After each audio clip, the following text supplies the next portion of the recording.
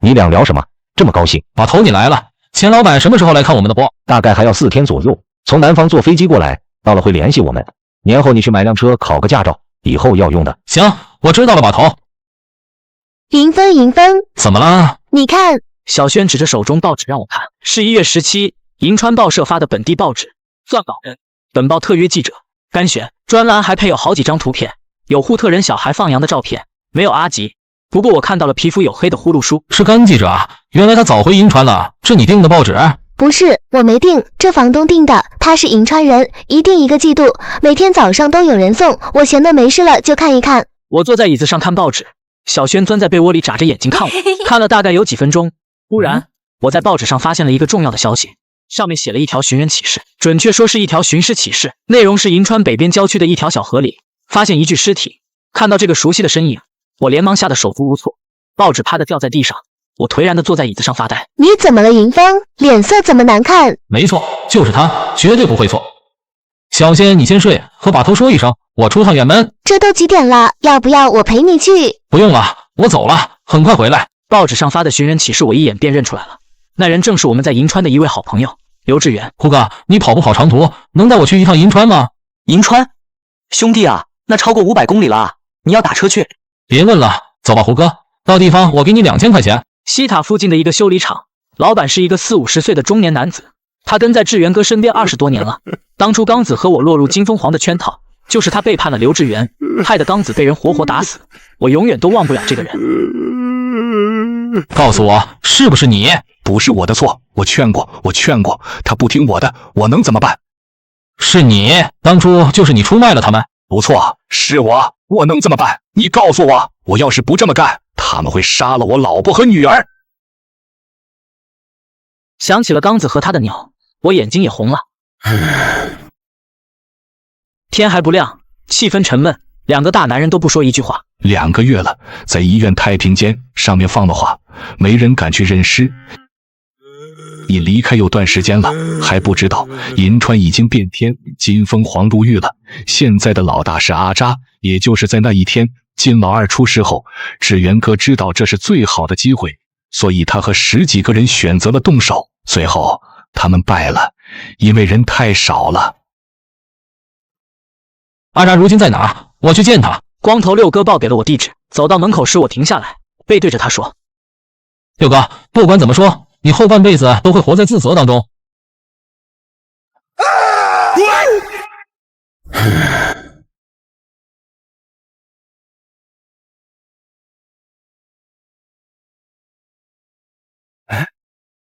向云峰啊，我还有点想你。我当初说什么来着？我以后要当银川王，记不记得？恭喜，看来你如愿了。我今天来不为别的，志源哥，我要把他领回去。就这个，行，没问题，卖你向云峰个面子可以。不过有件事我得问问你，刘志远老婆是不是怀了小孩啊？你说这可不好办了。阿扎，你要感动他们一下，我保证你肯定也会死啊。操，向云峰，你现在这么牛逼了，算了算了，那娘俩，你给我传句话，他们这辈子不要再回来。另外，刘志远，你可以帮忙收尸，但尸体只能留在银川，随你把人埋在哪，你可同意？我点点头，说好，我知道。阿扎也好，我也好，我们这种人终究没有好下场，只不过看谁先一。帮忙火化后，我把骨灰坛埋在了蜘蛛巷的小坡上，和刚子他们埋在了一起。那里其实风景不错，等到春天了，到处开的是野花。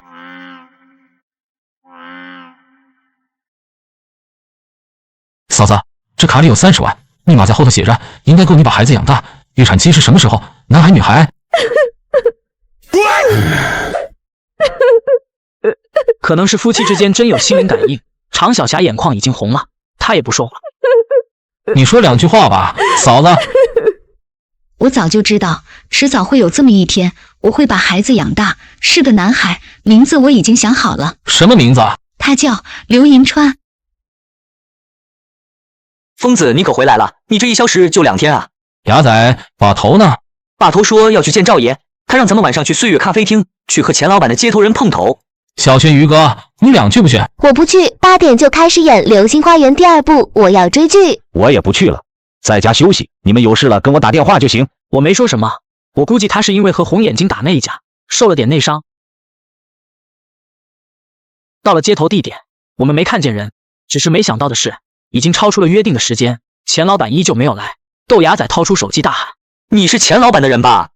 我们到了，已经过了半个钟头了，你在哪？”不好意思，我这出了点状况，可能还要等半个小时，麻烦2位再等一下。行吧，行吧，你到了打电话，他妈的，怎么不守时？说好的9点，又变成10点半了。哇哦！哎，快看疯子，那美女一直在看咱们。咋了？你想泡人家？哪有，只是从来没见过这么漂亮的女孩子。哥哥，我叫兰兰，想不想请我唱首歌啊？你不冷啊？这外头零下7、8度，你不穿秋裤还光着腿，这以后上岁数了肯定会得风湿病、关节疼。妹妹，唱一首歌多少钱？那我唱一首给哥哥你看，30块钱。一听要30块钱，豆芽仔立即摇头。走走，你快走，我没钱，不让你唱了。等等，给你5块钱行不行？黑月光催逐有你才想起大个好，朱砂痣就难消，是否能知道？窗前的明月照，你独自一人远眺。白月光是年少，是他的笑。哥哥，我唱的好听吗？想不想让我再唱一首？一会你来地下室停车场，我再唱一首给你听。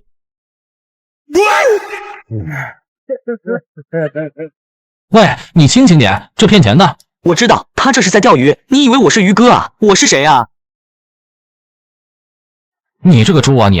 我让你憋屈，你别给我添麻烦行吗？喂，乡把头，我车子坏到地下车库了，你能来帮帮忙吗？你看吧，老天爷都帮我，走吧。没办法，豆芽仔一个人我不放心。下到车库，我看到那人站在萨特特前头，正笑着冲我们招手。可刚走到一半，我停下脚步，伸手拉住了豆芽仔。这怎么有2个人的人影？难道是我看错了？我留了个心眼，想了想，朝前喊：“大哥啊，你车上有没有带别人？”没有，就我一个，怎么了？听到这话，我连忙拉着豆芽仔往门外跑去。还没走到出口，那个自称叫兰兰的歌女突然出现在停车场出口。豆芽仔看我脸色不好看，他有些心虚地说：“那个美女改天吧，我们有事要走了。疯子，你等我2分钟，我过去跟他说一声，马上回来。”看不远处，豆芽仔和那女孩在说话。这时我心里莫名多了一种危机感，也说不上来哪有问题，就是直觉。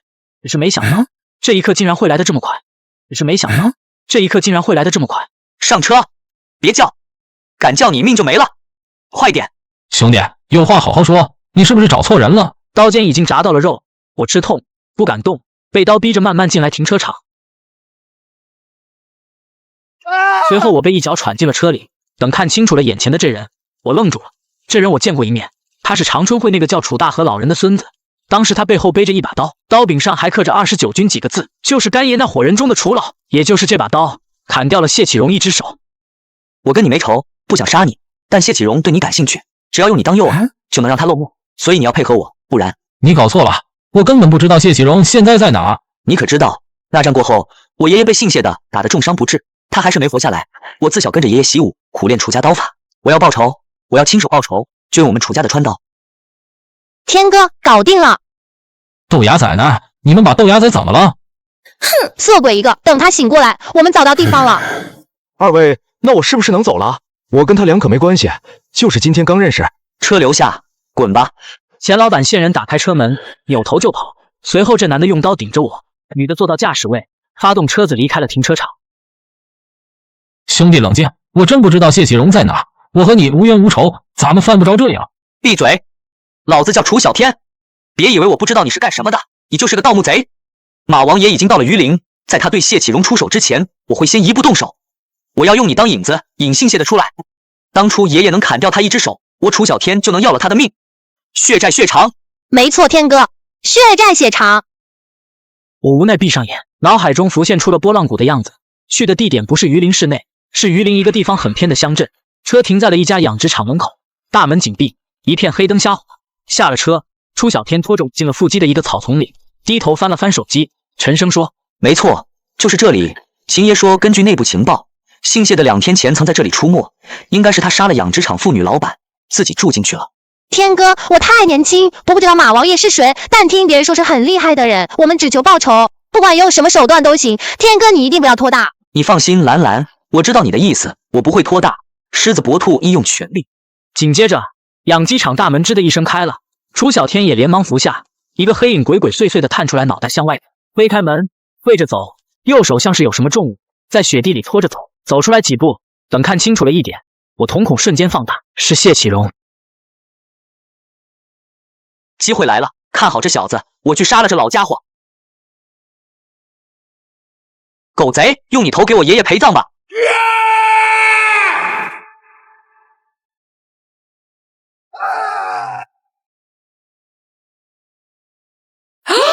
什么情况？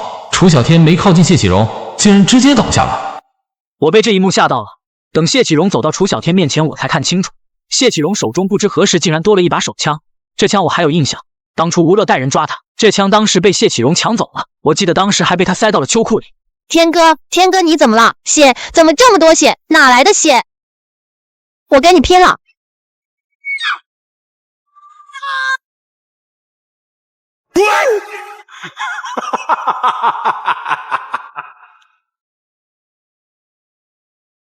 我操！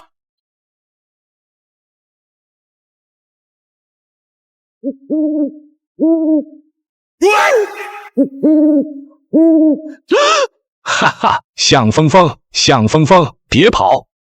养鸡场在村北头，半夜4点多下着雪，家家户户锁着门，我不断大喘气，紧张的扭头看着周围，墙角有架梯子放倒了，情急之下我也顾不上那么多，竖起梯子爬上围墙，然后纵身一跃摔到了水沟里。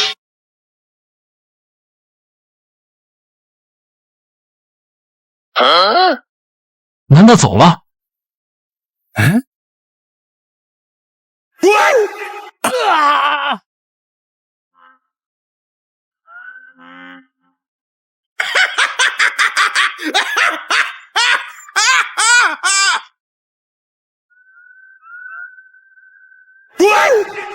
你要干什么？不要动，等我打个电话。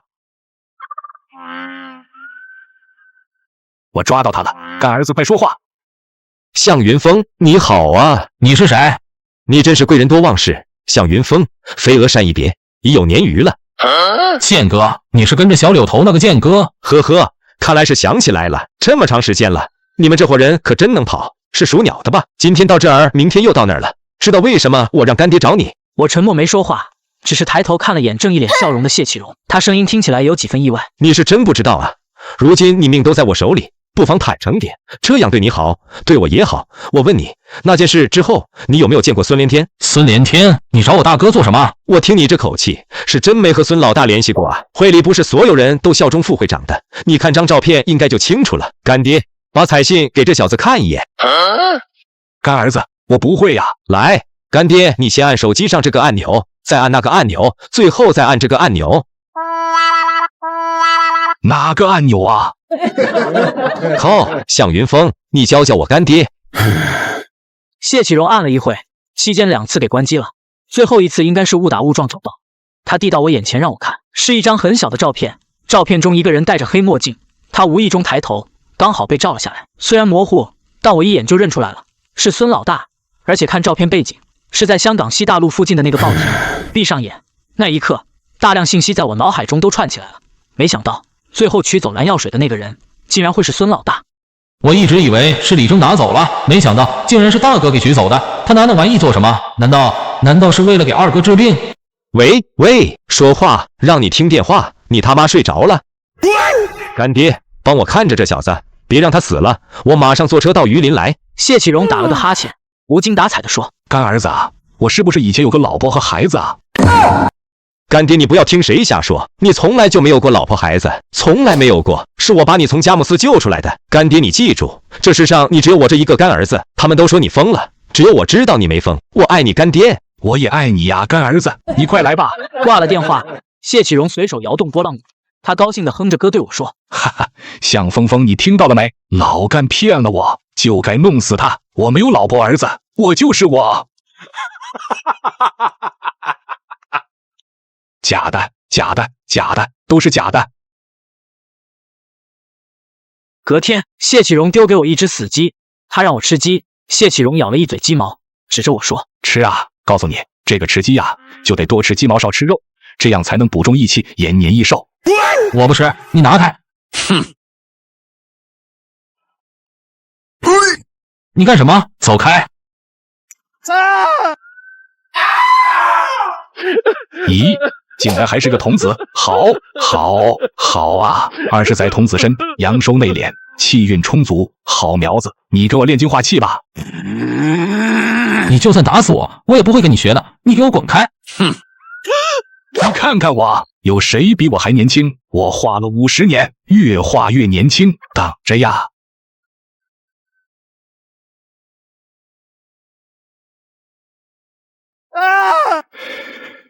你快往下看，是不是冒烟了？这第一步叫激发阳气，就是用寒冷把你多余的阳气给激出来。他提着拨浪鼓来回踱步，转身对我说道：“现在忍住，两腿并拢，脚趾向下发力，闭眼吐气，一沉丹田，牙齿对齐，舌抵上颚。是不是口水很多呀？2大口1小口，分3次咽下。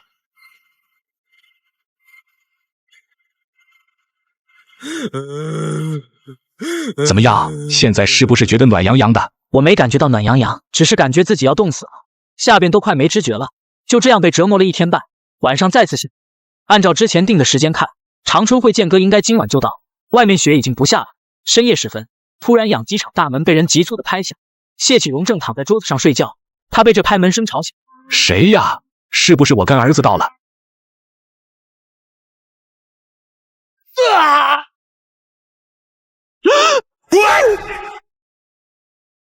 我操，什么情况？啊呸！是你，马灯泡！你不在郫县治病，竟然过来找我了！哈哈，郑大胆，好大的面子！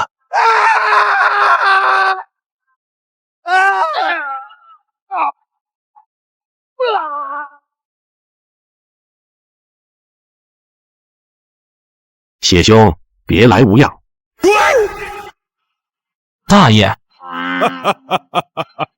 我做梦都没有想到，走进来这满头白发的小老头，竟然会是养老院那个卖尿大爷。那一瞬间，我甚至大脑都短路了。哈哈，小友，我本以为会隔个1年半载，没想到咱们这么快又见面了。大爷，你是郫县马王爷？老人笑着点点头。此时，谢启荣一个鲤鱼打挺翻起来，他快速后退2步，拉开距离，隔空指着说：“马灯泡，我就是死也不会回去的，有种你就打死我！小心，他有枪！”谢兄，你闯了这么多祸，是因为老郑念着旧情放任你不管，但你自己可曾想过，你是被人利用了？我知道你还记得当年那件事，放下吧，车已经在门口了，跟他们回去。回去后，你老婆孩子的骨灰我会交给你。你放屁！我跟儿子说了，那都是假的，都是假的！你们这一群骗子，你们都是骗子！我不回去。把人装上车，记得捆好。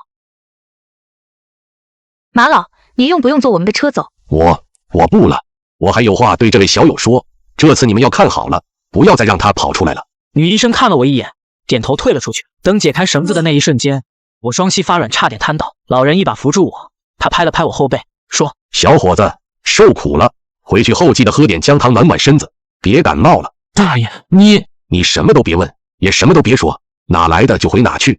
对了，还有一件事，小伙子，万一他有教你什么炼精化气的法子，你千万不要瞎学，要不然最后会疯的。我连夜离开了谷地昂村，光着脚走出村子，回到咸阳。小轩他们已是着急万分，看到我狼狈地站在门口，小轩红着眼一把抱住了我，什么都没说。好了，没事了，我这不是回来了吗？云峰，进来。那我进去了，等下出来再跟你们说。坐下后，我将事情的前因后果讲，把头听后轻轻放下茶杯，用意味深长的眼神看着我说：“你知道老大的事了，云峰，你信我吗？”我当然信把头你。或许当初我们就不该去顺德，但世上没有后悔药。老大的决定经过了我的同意，那是他们选的路，所以你不要怪他们。把头说的就是孙老大拿走蓝药水的那事。当然，对于蓝药水能起死回生这事，我肯定是不信的。但要是大哥真的能拿那东西救回二哥的性命，那我像云峰这些年的罪也算没白受。于哥，你真的决定要走了吗？是啊，我已经攒够了开武馆的钱，所以我还是想自己回去开一家武馆。于哥，我觉得你开武馆肯定不挣钱。现在和平社会，谁还去学武啊？你看，要是没人去学，你的武馆肯定要倒闭。就是，没人学，肯定倒闭。你们几个不能盼我点好，还没开就说我倒闭。万一我的武馆招生爆满，火了呢？不可能，哥啊，你想想小倩多好的女孩，你要是以后不跟我们一块了，还怎么碰到那么好的女孩？是啊，只要你跟着我们，以后什么小绿、小紫、小红、小青、小白、小黑多的是。哥，你还年轻，有的是机会开武馆，但在这之前你要先修行。所谓红尘练心，你现在还不圆满。那好，我就先不走了，先修行吧。啊，真的？豆芽仔显然没料到自己乱说的话起了作用。于哥笑着点头，其实我知道他心底真正的想法，他心里也舍不得我们几个。大年30，家里来了客人，我看到饭桌上多了2个人，我只认识一个湘西赵爷，于是我问把头，这位是？来云峰，介绍下，山东禹城薛丁薛师傅，你师叔，认识下。赵爷我就不介绍了，大家都很熟了。我师叔薛丁50岁出头，这人之前不太了解，没想到他算我师叔，也是事后把头告诉我的。哈哈，先生客气了，沈衍峰。最近咱们道上可是传开了，没想到今天见到这么年轻，我这当长辈的来得及，也没准备什么红包，勿怪啊。薛师叔哪里的话，您抬举了。老薛，我了解你，咱们把头死后你一直单干，你这次这么突然来找我，是有事吧？确实是有事，先生，你还记不记得王军华这个人？王军华是当年离开咱们的那个土工。是啊，他出事了，2个月前他带着几个去了永州道县，然后再没有了一点消息。道县这人是去鬼仔岭了。把头，我不知道什么是鬼仔岭，那是什么地方？把头断断续续说了一些。道县民俗研究委员会对外邀请了一批专业人士和民间考古人士去鬼仔岭调查研究。研究什么？研究树林里那上万个风格诡异的石人石像。最后结果是不了了之，没研究出个所以然来。听说还失踪了一个人。有流传说鬼仔岭的石像每一个都代表一个小鬼仔，谁要是摸了石像就会被小鬼仔缠上。当地道县的村民经常会在鬼仔岭周围祭拜烧纸，那些石人不知道谁做的，也不知道是哪个朝代的，当地人就没人进林子里。云峰，你还记不记得那张羊皮图纸？记得，不就是阿育王塔里藏的那个吗？没错，本来我年后定的计划是去四川，去木雅一带的深山里，找当初李县留下的西吾尔遗址，找羊皮图上画的那些石楼。把头咳嗽了2声，他看了屋里一眼，这才说：我们在黑水城挖到了灵武类佛，按照常理推断，当初李县带着几千党项人逃跑，应该也带走了一些当时兴庆府内的宝贝，这是很有可能的。所以把头，你的意思是？老薛的确算是我师弟，我了解他，他这人不是碰到了难处不会来求我。我虽然是咱们团队把头，但也不会一意孤行，这事就由你来定吧。我怎么会看不出来把头心事？他是想帮自己这个师弟，但又怕我们不乐意，所以才不好意思说出口，把决定权交给了我。吃完了年夜饭，我接到了好几个拜年电话。向云峰，过年好啊！你干什么呢？怎么了？想我了？哼，谁想你啊？我就是问问，顺便告诉你一声，我办完了我妈后事，又和我哥一块借钱，在活禽市场租了摊位，准备继续卖鸡了。卖鸡好啊，干回你的老本行，总比在钢厂当保安强。向云峰，我怎么这是说话吞吞吐吐的？小鸡脚婆沉默了2分钟，突然像是鼓足了勇气，开口说：我想和你谈朋友。啥意思啊？我们本来就是朋友。向云峰，你就是个大傻逼。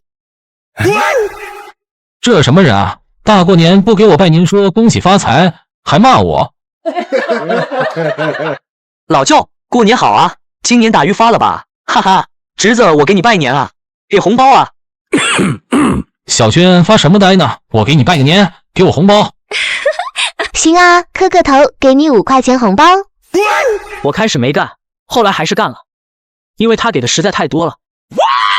回到自己房间，看着不断升起烟花的榆林夜景，听着外面欢天喜地啪啪的放炮声，我翻来覆去睡不着，失眠了。从床底下找到我的包，我翻起了吴爷留给我的笔记，笔记上清楚的用小字写了一处地标：湖南省道县祥林铺镇田广洞村南鬼仔岭坡。而在这个地名上，不知道是谁画了一个大大的红圈。那我就不去了，我准备回吉首。我回去后去山里看看廖伯、小米。黑苗深山里没信号，有事了打我徒弟阿布电话。你们有什么话要带的？赵爷，你告诉小米，就说他峰哥等他治好病了回来，不管是1年还是2年。对，别忘了还有他豆哥我。对，别忘了还有他豆哥我。小轩面无表情，没有说什么。第一次去南方这么远的地方，心里还有些激动。我们除了带一些随身小物件，像洛阳铲、旋风铲那些大家伙都没带。薛师叔说到了地方他有安排，到了永州找旅馆住下休整。当天晚上来了一个本地人，提着大包过来给我们送东西。这个本地男的也是干盗墓的，薛师叔联系的朋友。我知道他当时在黄泥井菜市场买菜，他拿来的包里有套管洛阳铲，把东西都装上车。李铁成带着我们去了道县。哇，云峰，你看那些水塘，那么大的牛是水牛吗？切，头发长没见识，在水里的牛不是水牛是什么？我也不是常来这里，道县是古城。刚才你们在县城不是看到一排古城墙吗？那还是隋代的城墙，用到现在了。那还有多远到？应该没多远了，到田广洞村最多有20多公里，是吧，老李？是，没多远了。那好，等下你们听我的安排。这天色眼看着也不早了，到村里后我们找个地方先安顿下来再说。傍晚6点多到了田广4村，走在村里小路上，我发现这里都是很老的老瓦房。老哥，等等，是这样的，我们是外地来旅游的，能不能麻烦你帮个忙打听打听，看谁家的老房子不住人了，我们租下来住几天。他说村里有啥好旅游的，还说要住房子的话不用麻烦别人，他家就有不住的老宅，就是太脏了要打扫。那还等什么？这天眼看着黑了，自己租房子住总比住别人家好。那好吧。这栋老宅在村子北边，老瓦房有东西2个屋，就是有一点不好，没有电。我们要充电只能去别人家充。邻居家是一个老太太和她孙女住，她家算半个瑶族人。老太太孙女在县城上学，16还是17岁，我们都叫她小唐。品事的时候我会去和老太太聊天，也就是在那一天，话题自然就被我有意无意的扯到了贼仔岭。你们想去仔仔岭？也不是，就是好奇，打听打听那个地方离这里多远啊？仔仔岭不能去，我爸说那个地方有阴兵过道，戴着草帽，穿着破衣裳，要是和他对视一眼，魂魄就被勾走了，就算救回来了也是植物人。我们村里就有2个这样的植物人。那小唐，如果我们想去鬼仔岭旅游呢，能去吗？要想穿过仔仔岭，必须去牙婆那里写一个红对联，写上自己名字，在白天中午12点整，让牙婆带着对联和纸钱在仔仔庙下烧了。这样一来就是告诉阴兵有人要路过，让他们行个方便。那小唐，如果我们想去鬼仔岭旅游呢，能去吗？要想穿过仔仔岭，必须去牙婆那里写一个红对联，写上自己名字，在白天中午12点整，让牙婆带着对联和纸钱在仔仔庙下烧了。这样一来就是告诉阴兵有人要路过，让他们行个方便。我没听我的道县朋友们说过鬼仔岭还有庙，在哪里？小唐刚张口准备说，结果被他奶奶出言制止了，让他不要乱说话。我看老太太表情倒有点谈虎色变的意思。妹妹，只要你告诉我那个什么仔仔庙和牙婆在哪里，我就把这张话费卡给你。我可不敢带你们去啊，不过我可以告诉你们位置。小唐想了想，小声开口了。仔仔岭是个大土丘，土丘边有个小水塘，绕过水塘就进了树林。仔仔庙是一个很小的石头庙，就在树林里一棵大树后头。牙婆在村头住，她家门口有个牛棚，牛棚挨着的就是她家。没错，先生，01年的时候，永州文物局组织过一次民间考古，他们最后把这里定性成了祭祀文化聚集区，据说和舜帝有关。舜帝？谁是舜帝？哪个朝代的？我怎么没听说过？舜帝就是治水那个人。你俩上过学，治水的是大禹，大禹治水，不是大舜治水。把头，你怎么看？三皇五帝是史前说法，最早是战国时代传出来的，而那个时期又比春秋战国还早3000年，没有文字记录，都是全凭古人想象。我是一次没见过古夏墓葬，也没听说谁进去过夏朝墓。别聊了，都快12点了，回房睡吧。明天我们去那个地方看看。那好吧，云峰、豆芽、文斌还有小轩，你们去东屋挤一挤吧，我和老李、老薛住这屋。场面有些尴尬，因为有小轩在，都不好意思。没办法，眼下情况只能挤一挤。于哥太壮，还把我挤得挨住了小轩。你要干啥？快睡觉，别闹啊！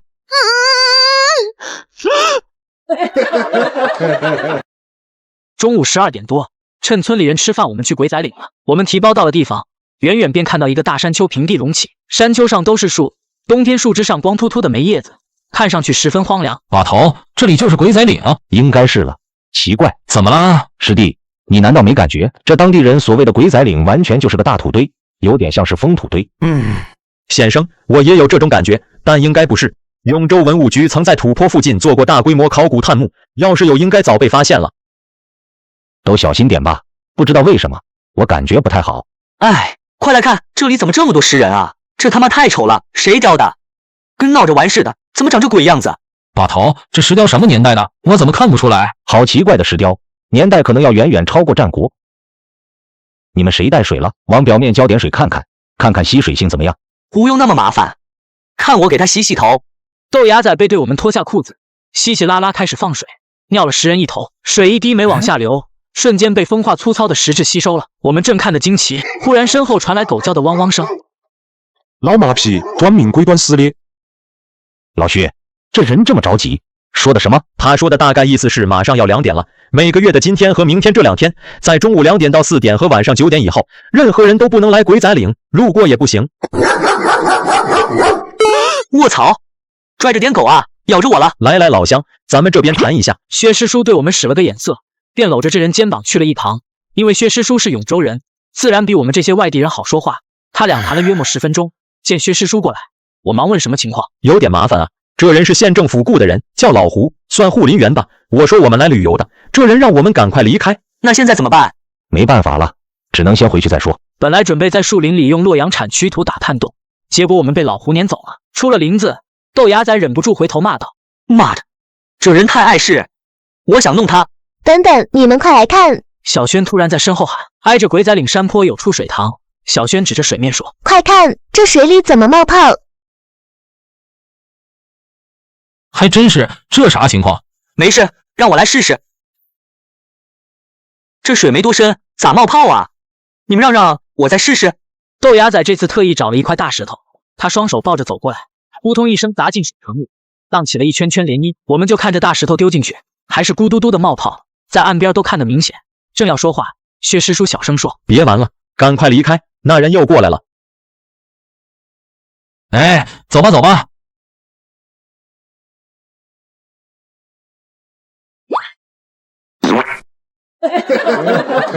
云峰，你领路，开一把手电就行，其他人跟紧。别照了，怪吓人的，赶快干活吧。把头，从哪儿打？就从你脚底下开始。好。奇怪了，没有白膏泥，也没青膏泥和木炭，这啥情况？我从12点半开始打探，一直打到2点多，真是什么都没找到。我心想，可能02年县政府组织的那次考古说的没错，没有墓葬。哎，疯子，这些石头人有没有人要？咱们捡2个小的扛走吧，也不算白来啊。别扯淡，没人要这些玩意，你扛走卖给谁去？要不先分开找一下，2人一组，每人拿根棍子，看看这附近有没有没被发现的盗洞。那行吧，豆芽仔，你和我一起去那边找找看。我和豆芽仔一组顺着北边找，在树林里走了100多米。豆芽仔指着前方突然说：“快看，那儿是不是个石头房子？”好像是，这应该就是小唐告诉我的仔仔庙，没想到这么小。疯子，这是谁？你看还戴着帽子，值钱不？不咋地，千把块钱，有人对上眼了，说不定能卖个大几千。一直搜寻凌晨3点多，除了地上随处可见的石头人，没发现任何有价值的东西。没办法，众人只能灰头土脸的离开了。疯子有纸吗？大的憋不住了。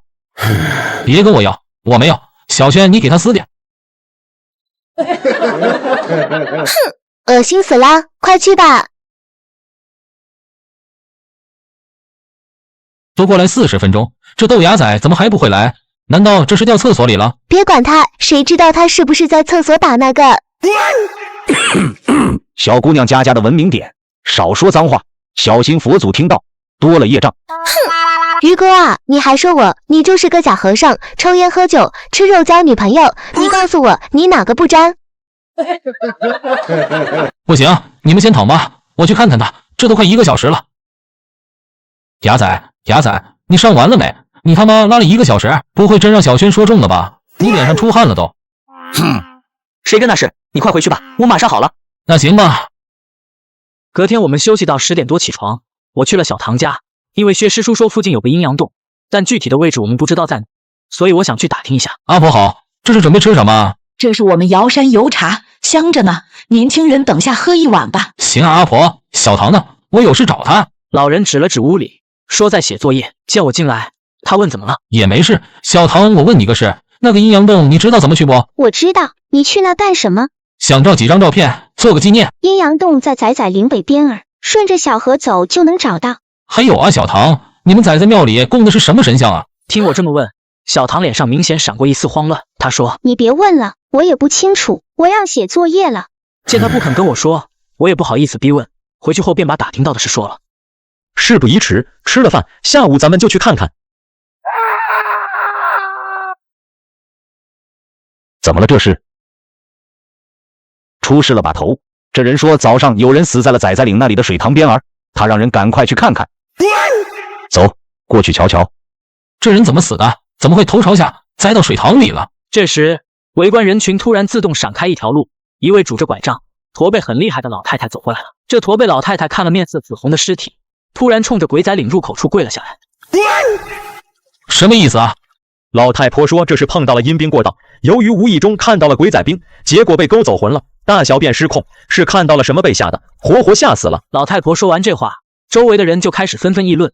听人议论，我知道了，这位拄拐杖的驼背老太婆就是小唐跟我说过的牙婆。云芬，这人难道真是被吓死的吗？我也不清楚，咱们再看看。不大会儿，周围跑来了一个人，这人拿来了一副红对联和一把香递给牙婆。随后，牙婆在鬼仔岭入口用拐杖画了个圆圈，他把红对联在圈里烧了，烧完了对联，驼背牙婆慢悠悠进了鬼仔岭，其他村民面面相窥，没人敢跟着进去。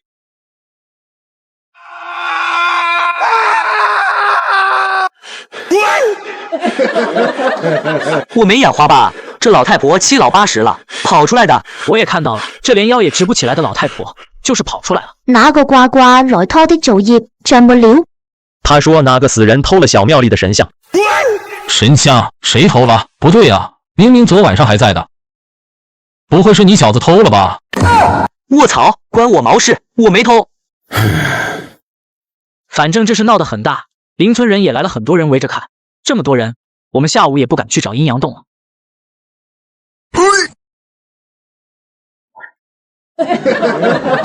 都看我幹什麼？我臉上有花啊！咱們前腳剛去看了，結果後腳廟裡的泥像就丟了，很難不讓人懷疑某人啊。那泥人像經濟價值一般，我們都不缺那點錢。要真是咱們的人拿了，不管是誰，還是快還回去吧，免得引起人注意。卧槽，我真沒拿，你們怎麼老懷疑我啊？我對錢沒有興趣。豆芽仔越說越激動，急得臉紅了。我抬頭看着豆芽仔，芽仔，我問你，那晚咱們回來以後，你說去廁所解手，結果拉了近1個小時，我去找你時你還滿頭大汗，你去哪兒了？我真沒去哪，我一直在廁所啊，那是吃壞肚子了。中午於哥做的大鍋飯剩了點，晚上咱們出發之前我沒熱就吃了。那我們都吃了大鍋飯，怎麼我們沒事？別裝了，就是你偷的。我偷的是吧？我讓你看看，看吧，我東西都在這了，哪有？要是我偷了，我也不會放包裡，肯定外邊找個地方藏起來了。雅子啊，要真是你拿的就直接說，咱們就是幹這個的，沒人怪你，就是現在情況有些複雜，你得跟大家伙商量商量。為什麼你們都不相信我？為什麼你們都不相信我？不信我是吧？那我就去跳河了，我以死明志。去吧去吧，我等下再去撈你。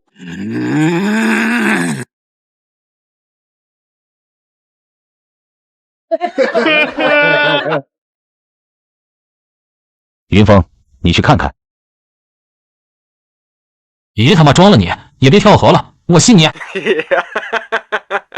瘋子，我拿我老舅發誓，要真是我偷的，我老舅明天就在海裡翻船，讓我舅媽當寡婦。我了解豆芽仔，他最愛的除了錢就是他老舅，敢這麼發誓，我相信他真沒偷。突然間，我想到了一個人。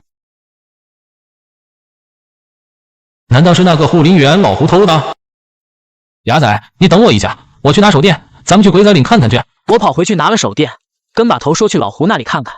薛師叔也跟着去了，路程不到2公里，我們3個一路快步走，去了老胡那裡。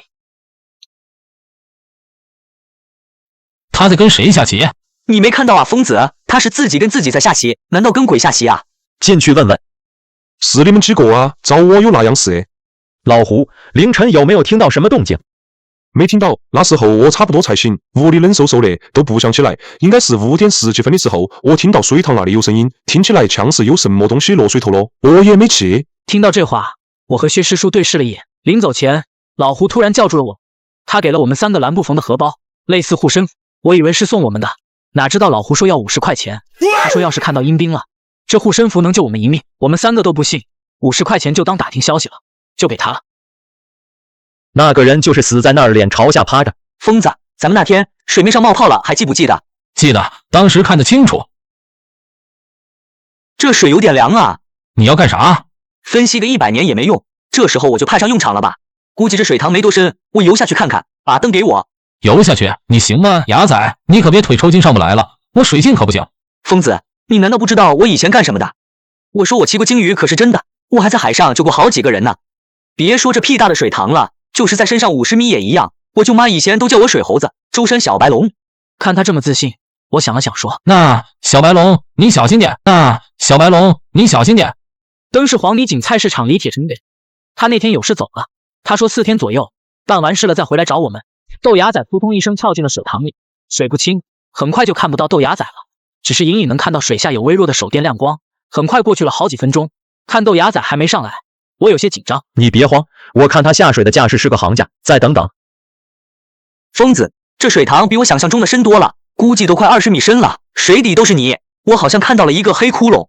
黑窟窿什么意思啊？等等啊，刚才没看清楚，让我换口气，我再潜下去看看。你小心点。好水性，不愧是以前当过海员的。豆芽仔能一口气憋7、8分钟，就这还不是他极限，我不行。之前在银川有段时间我在游泳馆练过，只学会了狗刨和蛤蟆蹬腿。小轩以前住的别墅后院有游泳池，他水性也不错。过了4、5分钟，你们快看，看我找到了什么？泥像，倒是像。怎么样，疯子？我说了我没偷，这不知道谁偷了，扔水里了。我知道，你快上来，还在水里泡着干什么？等等，我再下一次。水底有个很深的窟窿，不知道咋回事。我刚才捞泥人了，没顾上看。这次我游近点再看看。还没等我说话，豆芽仔又潜下去了。这已经是他第3次下潜。我擦了擦倒是像立在一边，紧张的注视水面。这时候刚好接近晚上10点，薛师叔突然皱眉指着水面：“怎么回事？你看，怎么那里又开始冒泡了？”我一看，真是水塘中间咕嘟咕嘟的往上冒泡，而且冒泡冒得越来越厉害，跟滚烫的水开锅了一样。豆芽仔这次下潜的时间最长，我们在岸边等着。不光是我紧张，薛师叔他也有些紧张。师叔，你有没有感觉到有点头晕？好像还真有点感觉，咋回事这是？这种晕眩的感觉来得很快，甚至可以说非常快。紧接着我突然感觉到胸口发闷，身子一软，扑通一声掉进了水塘里。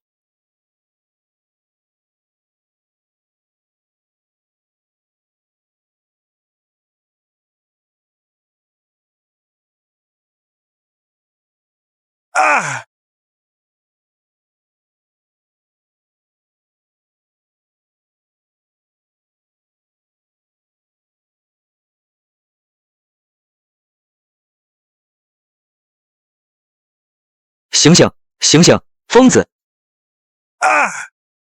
林峰，你感觉怎么样了？吓死人了！之前你脸都快发紫了。薛师叔呢？别慌，他在东屋还没醒，是豆芽仔挨个把你们背回来的。我是下午醒来，薛师叔到了傍晚才醒过来。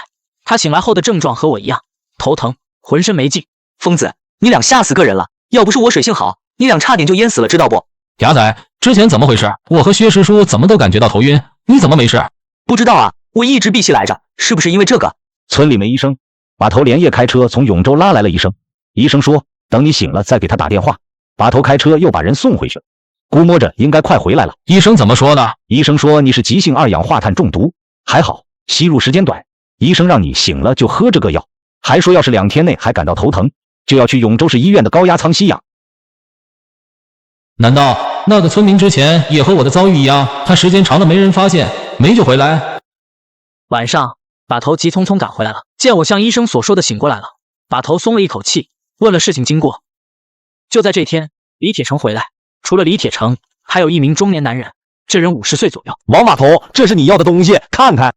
没被人注意到吧？放心，没人注意，这是通过我永州一个侄儿的关系找来的，他在水产市场做档口。李铁成介绍，2002年夏天，永州文物局联合道县政府对鬼仔岭做了一次全面考古，这次他们邀请了全国各地的民间学者和民俗文化研究人员，共计23个人。这人姓田，他就是那23人之中的其中一人。汤圆好了，快点给我舀几个黑芝麻馅的，我尝尝熟了没？你是猪，你刚才都吃了20多个了，云峰和鱼哥还没尝呢，滚！你才是猪，不给我盛我就自己捞。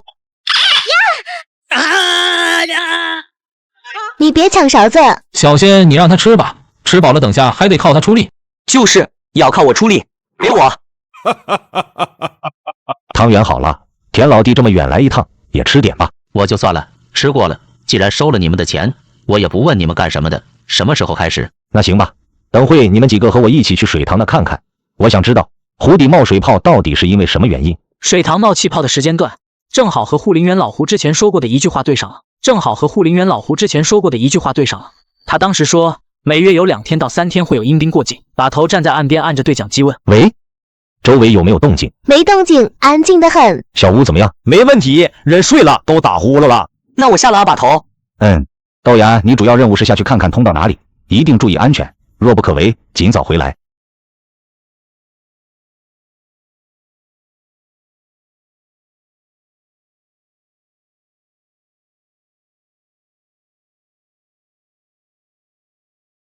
怎么样？下面什么情况？把头，你们绝对想不到，我顺着水底窟窿钻进去，往下游了20多米，然后再游上去，那儿很黑，没有光线，周围就和猪蠕洞一样。还有，我好像在水底下还看到了2、3个石头人。你确定那石人什么样的？和鬼仔岭地面上的是不是一样？不知道，没看清楚，好像一样吧？哎，不对，好像不一样。你说清楚，到底一样还是不一样？卧槽，你喊那么大声干什么？我说了，我没看清，你自己下去看看不就知道了。我欠你的。别吵，豆芽你辛苦了，看来真有问题。师弟，当年我们把头生病后，王军华去了南方，是不是和南派的人接触了？可能是，我记得后来老王问过我一次，问哪能买到鹤嘴铲。走，先收工。师弟，明天我跟你去一趟永州，去找渠道，多搞几套潜水设备过来。把头，薛师叔、李铁成他们3个一大早开车去永州找渠道搞潜水设备。老田围着火炉不停地来回踱步。喂，我说你能不能别转圈了？我都看晕了。他们几个什么时候能回来？我不知道啊，我们等着就好了。向哥，你在屋吗？怎么了，小唐？找我有事？向哥，奶奶中午炒了油茶，让我来叫你去吃油茶，还说让你一定要过来，我们2个吃不完。好啊，小唐，等下就去。豆芽仔在屋里听到了，他嫉妒地说：疯子，我发现一个问题的，你长得没我帅，又没我有钱，为什么咱们走到哪儿都有女的围着你转？我怎么一个都没有？我比你差哪了？滚蛋！你别乱说，人还不到18，纯粹是出于礼貌，让我去吃顿饭。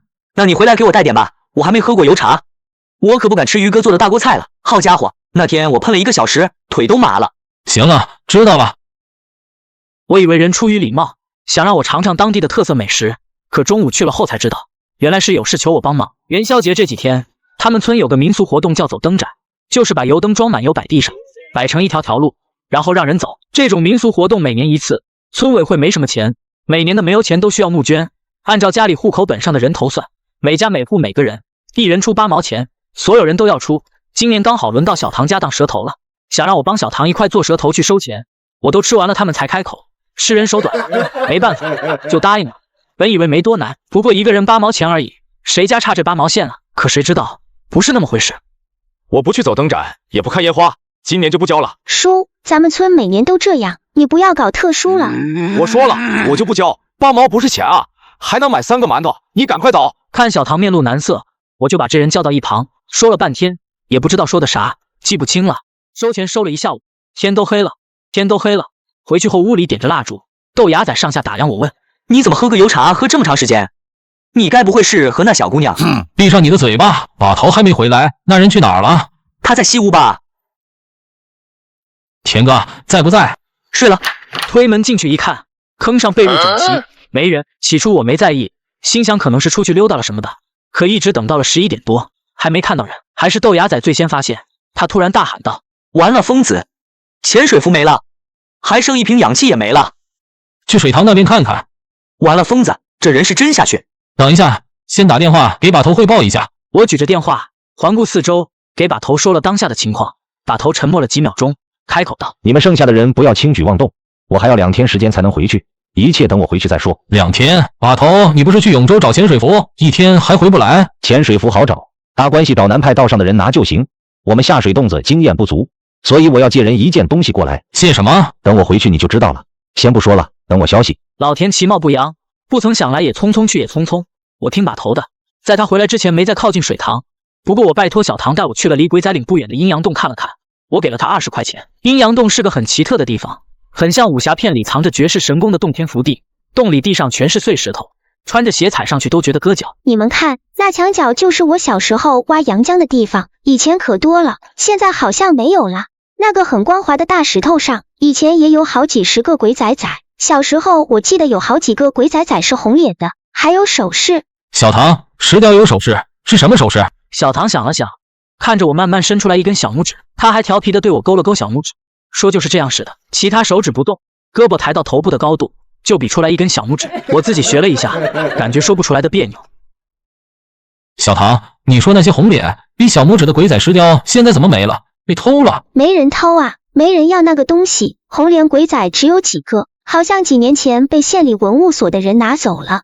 哎呦，我肚子疼，马上憋不住了。你俩先出去等等吧，我这2天下的都是大货，比较臭，别臭着你们了。真是的，没法说你了。走吧，小唐，咱们出去等他。出来阴阳洞能看到一棵大树，小唐坐在石头上靠着树看着山下，风一吹，他额前刘海上下飞舞，挺好看的。有一瞬间，我看着小唐突然想起了李靖。你们打算旅游多久啊？我可以给你当导游啊，挣点钱。当然除了鬼仔岭那个地方我不去。你还挺有经商头脑的，好好学习吧，以后大学毕业了，有的是机会去北方大城市转一转。我们聊了一会儿，豆芽仔提着包出来了，看了小唐一眼，我走过去小声问：怎么样？打了2个探点，毛都没看到一根。喂，疯子，这小姑娘挺好看，我追她行不行？你拉倒吧你忘了旅馆的小苗了？给我老实点。小苗已经过去了，都快忘了，我现在还是觉得小唐好。喂，疯子，这小姑娘挺好看，我追她行不行？你拉倒吧你忘了旅馆的小苗了？给我老实点。小苗已经过去了，都快忘了，我现在还是觉得小唐好。这天后半夜2点多，正睡着，把头突然打来了电话。云峰，我们马上到，你准备给开下门。好，我知道。来搬东西，注意点动静，别把村民吵醒了。后备箱、车后座放了4、5个大纸箱，都用黄胶带封着口，还有一个方方正正的盒子盖着黑布，我不知道里头装的什么，看顶部露出来的材质像是个铁笼子。把东西搬进屋里，把头问：其他人都睡下了？是，要不把他们都叫醒？不用，让他们休息吧，我也要去休息一下。为了借了这东西，我也算是拉下老脸了。这啥？这可是好东西。师叔，这你们买的？难道咱们明天中午打算吃烤鸭？云峰啊，这可不敢吃，这是我找关系借来的南派回声鸭，专门用在掏水洞子上，1年也训不出来几只。咱们要是搞丢了，要赔人10万块钱的。啥玩意？10万块？回声鸭？我听说过张茶鸭、北京烤鸭、啤酒鸭、香酥鸭，怎么还有什么回声鸭？这不是烤鸭用的黄鸭子，那种鸭子在水里只能憋气3分钟，时间长了就淹死了。这是水鸭子，可以在水下憋气超过6个小时，我们用绳牵着，它可以自己在水下找路，而且它还能靠叫声感知到可能存在的危险。我蹲下来看了看铁笼子，这只鸭子好像有点水土不服，把头埋在翅膀下，一动不动。我用一根筷子伸进笼子捅了捅，它立即扑棱翅膀，嘎嘎嘎的大叫。隔天早上，由于昨晚睡得晚，我起得比较晚，把头和薛师叔也还没起来。我打了个哈欠，拿了牙刷杯出去准备接水刷牙，结果刚出来，我突然看到昨晚放桌上的铁笼子开了。鸭子呢？把头借的回声鸭呢？怎么没了？醒了，云峰，今中午不吃大锅饭了，看我给你录个绝活。宇哥，鸭子呢？我感觉自己语气都有点颤抖。宇哥扭头望了眼伙房，笑道：那是把头昨天从市里买的吧，在盆子里了。中午咱们吃香醉鸭，上次过节不还剩2瓶2锅头吗？我全用上了。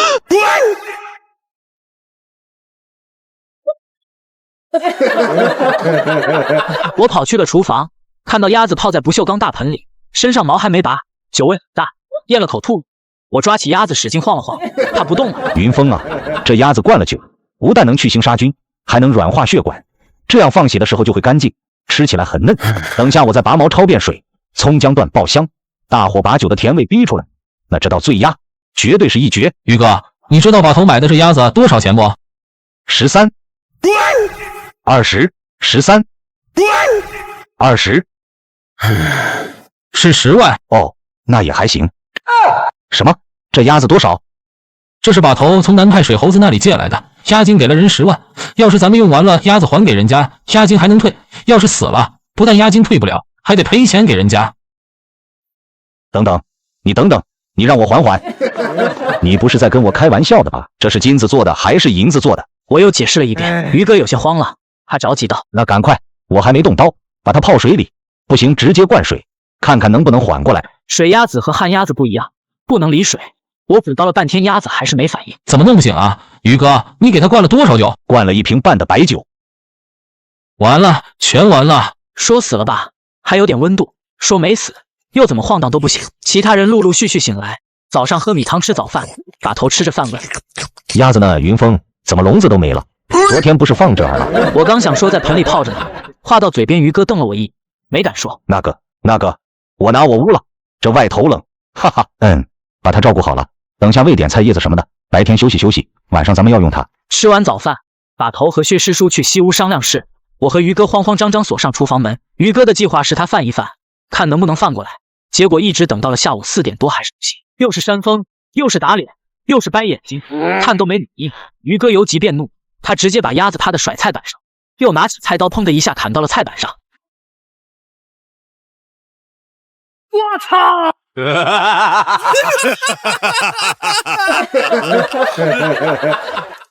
晚9点半，出发前最后准备。潜水服本来是按人头准备的，因为老田突然偷走一副，现在就少了一副。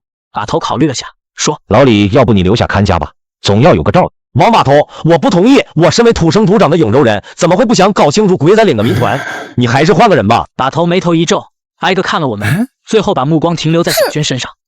我可不留下来，不用看家，咱们把门锁了就行。小轩有意无意的看了我一眼，然后说：再说了，我自小学游泳，水性可不差。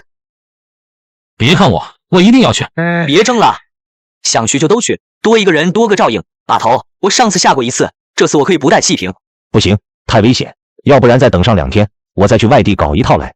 真不用把头，我不会拿自己小命开玩笑。上回是我在底下看了一会儿耽搁了，这次不带气瓶也没事，我有100%把握。僵持了几分钟，豆芽仔最终说服了吧。晚12点，穿好装备，检查好了背包和头灯，望着月光照耀下波光粼粼的水面，我有些紧张。这算是我第一次下水洞子，谁知道底下有什么鬼东西。别紧张，其实就和咱们在游泳馆游泳一样。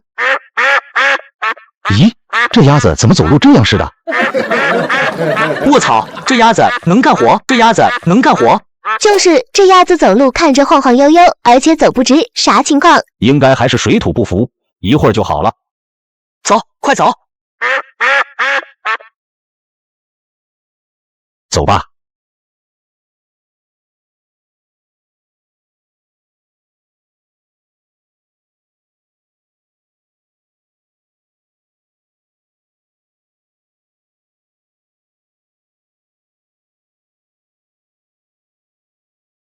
到了，上次我就是到了这儿回去的。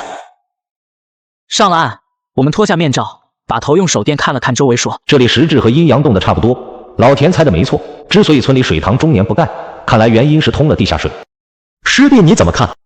看不到一点人工开凿过的痕迹。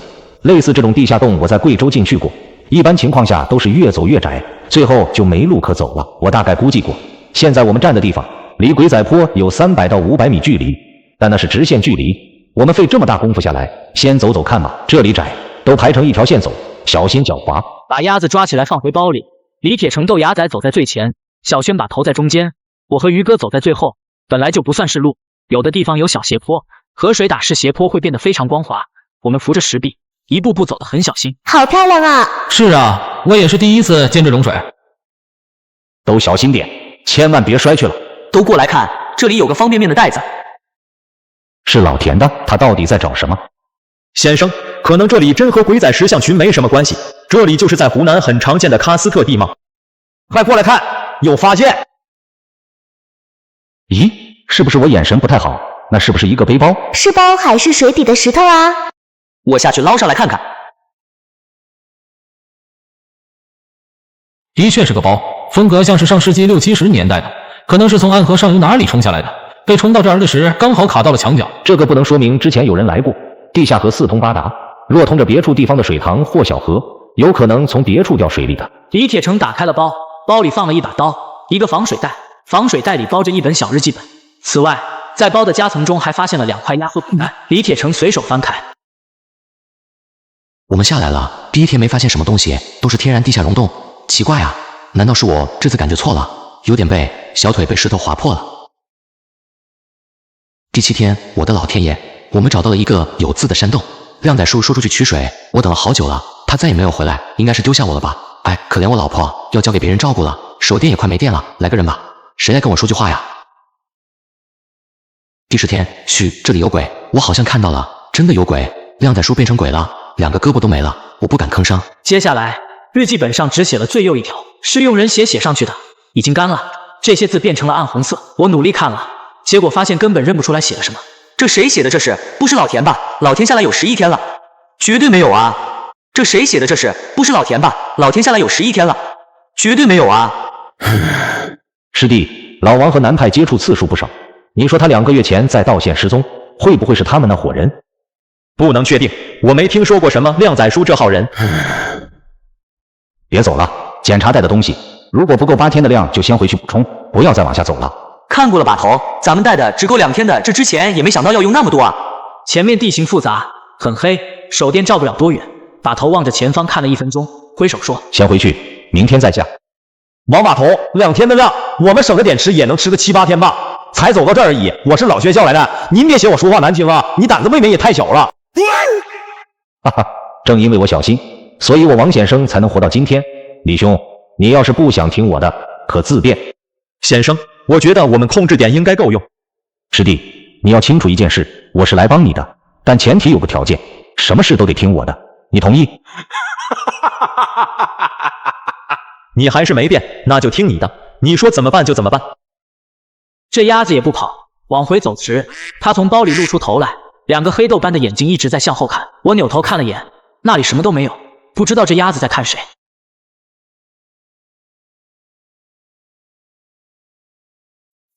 哎，老友啊，这大过节的不好意思打扰你了，跟你打听个人，一个外号叫什么靓仔哥的人。好，那有劳了，帮我打听打听，有消息了及时回我。我一直在听类似这种电话，把头一口气打了6、7个，开始结果不太好，等了接近2个小时，还真有了消息。靓仔哥可能是一个40多岁的男人，广西人，早年跟着一艘外国船捞鹦鹉螺被逮了，出来后拉上几个人，成立了一个小团队，只活跃在自己的1亩3分地，在行内名气一般。把头知道这条消息后，拿来纸笔伏在桌子上开始写画画。我看他画的草图形状大概是鬼仔岭周边的一些地方，比如小水塘、阴阳洞、仔仔庙，他还画了从水塘下去后的平面图。奇怪，如果底下是古墓，不符合任何朝代的丧葬风俗，可如果不是墓葬，又到底会是什么东西？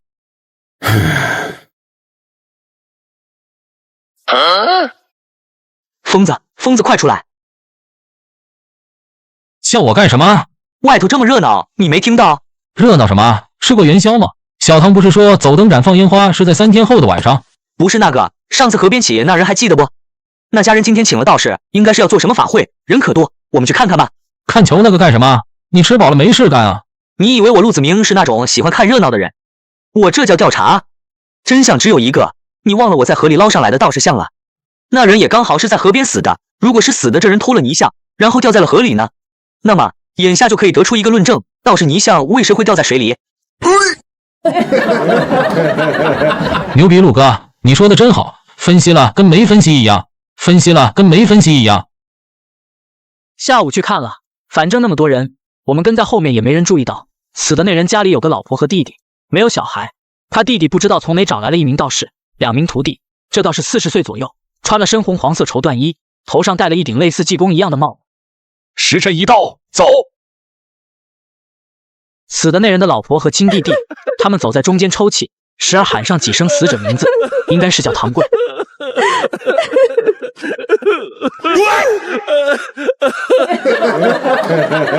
你哭个球啊！你有毛病是不是？你没看前头人都哭了，我们跟着学了，别人就会以为我们是后代，不会引人注意。难道你让我笑啊？进院后，屋里正堂放了供桌，香炉供品一应俱全，一具刷了黑漆的大棺材摆在屋里墙角。八字胡道士对着供桌挥舞布条经幡，吹唢呐打鼓的在屋里敲打了半个小时。这上半场法事就算做完了，然后就是给帮忙的人发碗吃饭。喂，猪道场吃饭没得害啥子了，给哈那狗仔凳。啥？你是在跟我说？冲我说话的是个20多岁的年轻人，他看了我几秒钟，换普通话说：谁呀？不是我们村里人，怎么来吃饭了？你谁呀？你怎么来吃饭了？我是堂叔亲戚，当然要吃饭了。我也是他亲戚，我是远方亲戚。你刚才说的什么？没听懂。我说这饭做的淡了，让你把那个凳子给我拿一下。我把小马扎递给他，他接过小马扎坐下吃饭。我笑着和这人搭话，旁敲侧击，从这人口中知道了一些事，是关于死者唐贵的。这人跟我说，唐贵学宜阳村那几个人搞囤芋头生意，结果赔了，地里的芋头全烂了，欠了2万多块钱来着。因为这事，他老婆天天和他吵架干仗。我有些意外，因为我看他老婆一直表现得很文静，出事后也一直忙着披麻戴孝做饭请人，跟人说话也不会太大声。疯子，以我多年的经验来看，这女的可能有问题。是吗？哪有问题？我怀疑这女的知道她老公去偷泥像的事，她那个哭就是假哭。还有，我刚才也注意到了一个细节，她看棺材的眼神很冷漠，是一点爱意都没有啊。你能看出来这么多？怎么，你以为我光吃饭了？那这样，你听我的，我们回去问问把头今晚下不下水，如果今天不下，咱们晚上再过来看看。回去我便问了，把头摇头说：再等等，我刚刚查到一条线索，老王和那个什么靓仔哥几个月前有过接触，但是我还想不通，为什么时间对不上？再看笔记内容，那这中间就有一段时间差。把头说完又皱眉看自己画的草图，我刚准备开口，就听到有人叫我：哎，云峰，你俩去哪了？这东西好玩啊！坐。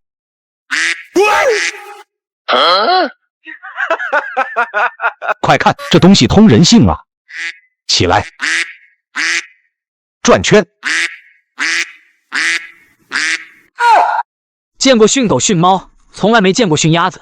豆芽仔也学着于哥说：坐。